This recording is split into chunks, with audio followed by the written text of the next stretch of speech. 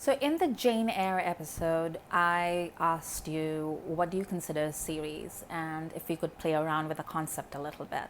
This particular series that I am going to be talking about today, I've heard them described as a sequence.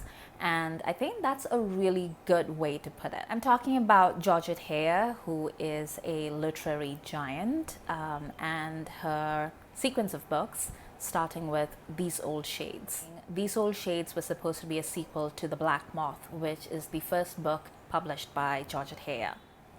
However, that didn't work out, and Heyer ended up sort of revamping the characters and putting them in this new book called These Old Shades.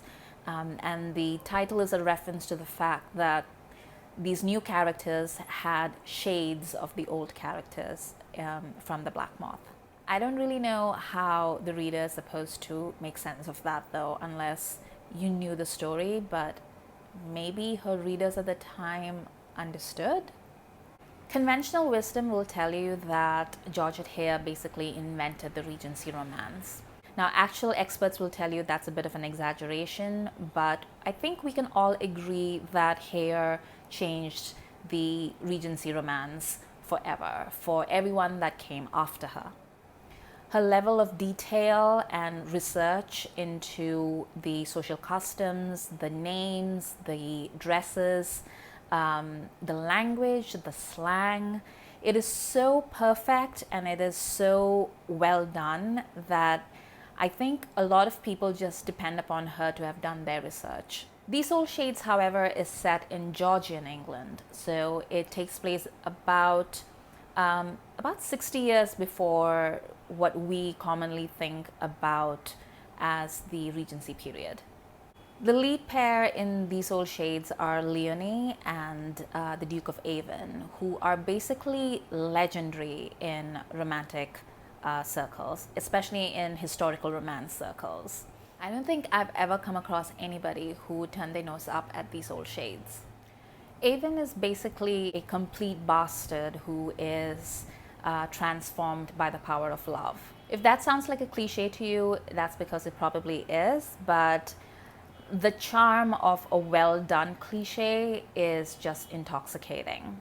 As I mentioned before, this was supposed to be a sequel to The Black Moth, so you already have a sense of just how bad Avon could be when he wanted to be.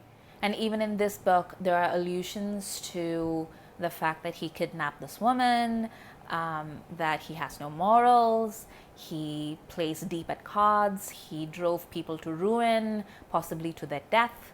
But there's also a hint that he might be a sentimentalist or a romanticist, at least when it comes to things that matter to him. He is selfish and proud and cruel and just fascinating. Leonie, on the other hand, is redheaded and hot-tempered and just funny and charming and completely unexpected in so many different situations. There are points in the book where Leonie just makes you laugh out loud because, unlike the traditional heroine in a story like this, she's not a particularly moral character, and I think that is part of her charm, and also the reason why she deals really well with Avon. The sequel to These Old Shades is called Devil's Cub. That's because in These Old Shades, we find out that Avon is often called Satanus, and so he has a son, and poor Dominic, who is the hero of this novel, is called Devil's Cub because of his dad. Although it doesn't really sound like Dominic did anything too bad. I mean, he just sounds like an idle, rich young man who has too much time on his hands and also has his mother's temper. It is through his temper that he gets sort of embroiled with sensible Mary, who is the female lead of this book, at which point it sort of becomes this really charming romantic tale about two people, opposites attract.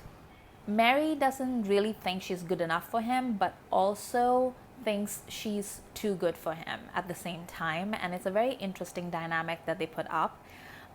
Most of the comedy comes from the fact that Mary is a very sensible, rooted character, whereas all the other characters in the novel are clearly in a romance. So you have Dominic and his cousin's lover and everybody else sort of, being high strung and emotional and dramatic, and there's sensible Mary, and she's pouring water over their heads and telling them to stop. This book has never been out of print, much like Rebecca, and it's very easy to see why. The third book in the sequence is called An Infamous Army, and it is the only book that is actually set in the Regency era. It's the story of Dominic and Mary's granddaughter Barbara, called Bab, and it is set during the Battle of Waterloo. I really like Barbara. She is independent and she is brave and she's sassy, and she does things that are very unlikable, but there's a good reason why. She's one of those characters that really understands herself, but is a little bit confused about how to express it properly. And so she just sort of bumbles about hurting people while she's figuring out how to explain herself. She's a really intense character who makes you appreciate how good Heyer is at writing characters who are complicated and have an interiority about them.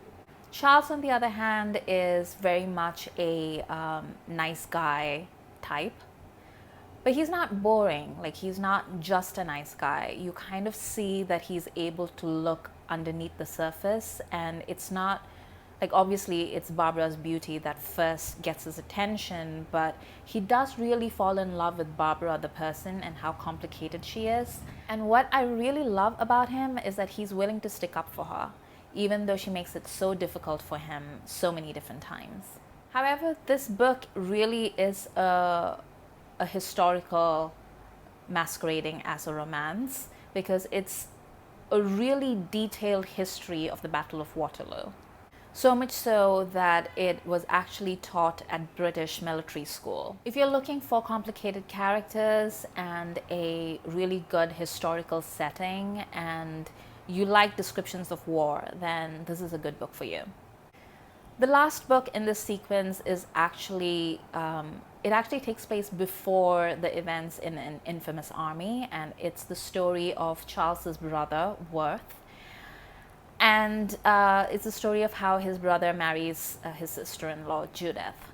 It's called Regency Buck, and it is actually, I would say, the only real Regency romance out of this sequence.